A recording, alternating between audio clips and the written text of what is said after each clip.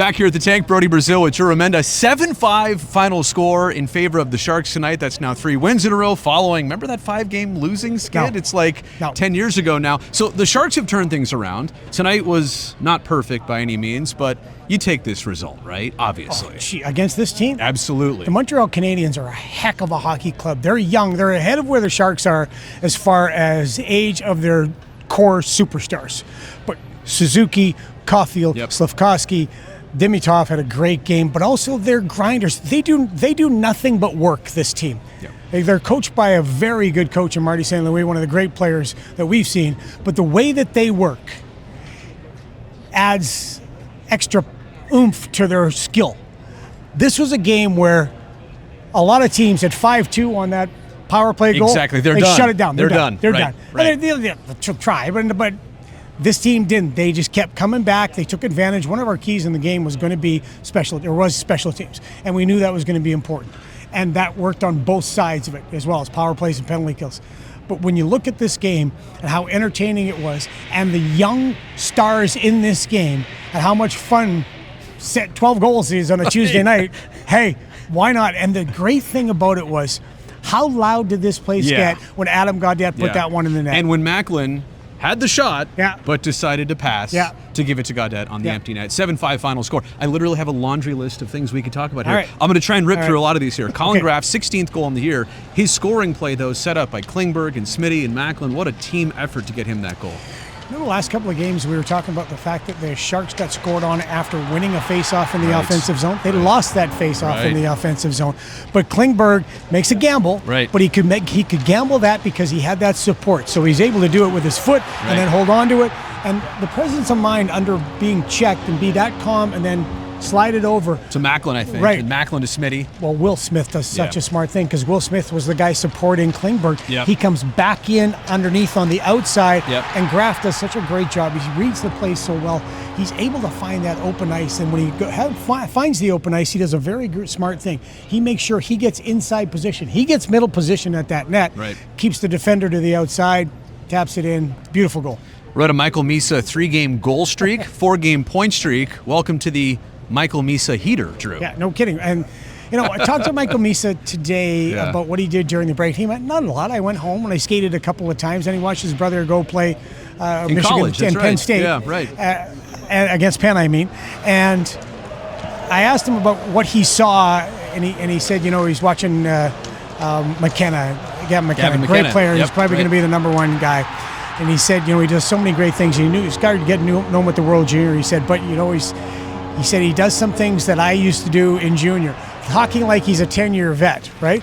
But he's smart enough to understand that there's some things that you could do in junior and you do in the NCAA that you can't get away with in the NHL. And he thinks the game at another level, but the play he makes today, drives down, cuts back, finds Toffoli, and then Eklund, fantastic job in front. He's tying up two guys. Tyler gets the shot. Tyler goes in with a stick lift, but Misa comes back. And he doesn't come in too early. He doesn't rush in, then he's caught in and he can't do anything. He stays back. Conor McGregor, when he beat Jose Aldo in 13 seconds, he said one thing that's always stuck with me. He said one thing that always stuck with me. Timing beats speed. And that's exactly what happened with Michael Misa. 2 late goals for the Sharks in the second period. And again, this was part of the game where they were surmounting that 5-2 ultimate lead they had. But Macklin Celebrini, now 30 goals on the season, Drew, and Alex Wenberg got his 12th. And the assist by Kiefer Sherwood, who eventually would get the game winner. We'll talk about that too. Just a lot of pressure applied by the Sharks that resulted in the scoring plays. They just started rolling, right? They started feeling it. And when they start getting like that, this is a team that, they have a hard time keeping the puck out of the net, and man, they can put the puck in the net. What I'm liking about the Sharks, and we talked to Ryan Warsofsky about it when coming back from the break, is just stick with it. Just go play. And we'll talk about that a little bit as we go here, because there's some moments that they had to make sure they got their game back. But with Kiefer Sherwood, I think he absolutely embodied the emotion of the game today, because Kiefer Sherwood has, let's remember, injured for a long time. Comes in, plays one game before they go in the Olympic break. Then he comes back and he's got to try to find the game. He's playing with Macklin, he's playing, and then it takes a different type of player to play with Macklin and succeed, and with Will. I mean, it's a different game. Kiefer wasn't playing in that with Vancouver, didn't have that talent around him. But we know he's tenacious, and today we saw him go to the net. We saw him get punched in the face. We saw him lose a tooth. We saw him continue to play. We saw him get in the face of the opposition. This is the Kiefer Sherwood we remembered from Vancouver. And the goal that he gets, or the goal on Wenberg, he is moving off the bat. He is hustling. He gets after that puck, makes a terrific play, and Wenberg scores. And then the play that he is able to make for the winning goal was outstanding. Yeah, and what a statement, too. A player that's just trying to still make his mark here. He's also probably hearing his name in whispers still, and that's not comfortable, so glad for him to make a statement tonight. Macklin Celebrini had multiple assists tonight, obviously on the empty netter with Gaudette at the end, but I want to go back to him setting up Will Smith backdoor. Drew, I've seen enough Sharks hockey to know that looked exactly like 19 to 12.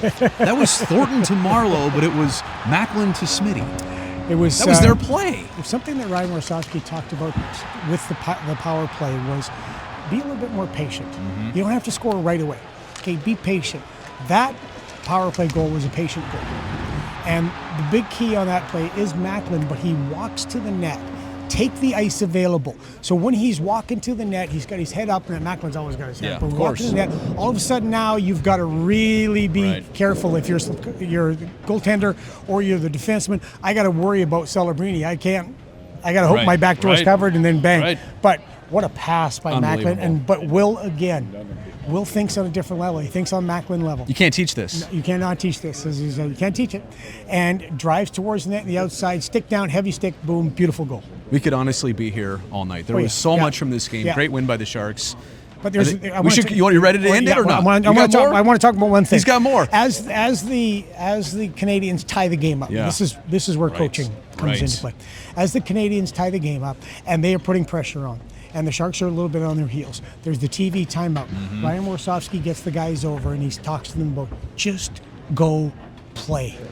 Don't worry about the result. Stay in the moment, in the process. He gave him one X and O advice, which was you've got to make sure you do a better job on the boards. And after that, they started doing it. But he just said, remember, just go play. Do what you do, just go play. And that's the message he's been sending to the guys, because what he was thinking was happening, and I think he was right, was that on that losing streak, right after the Edmonton game, whenever something would go against them, the guys would be like, oh, geez, my goodness, we're not going to make the playoffs. We're not going to win this game. They're going to lose 2 points. He's trying to keep them where their feet are, trying to keep them in the moment, focus on the process, not the result. Drew, thank you so much. Thank you, sir. Great game, great night. Randy, are you out there? Randy Hahn, back to you.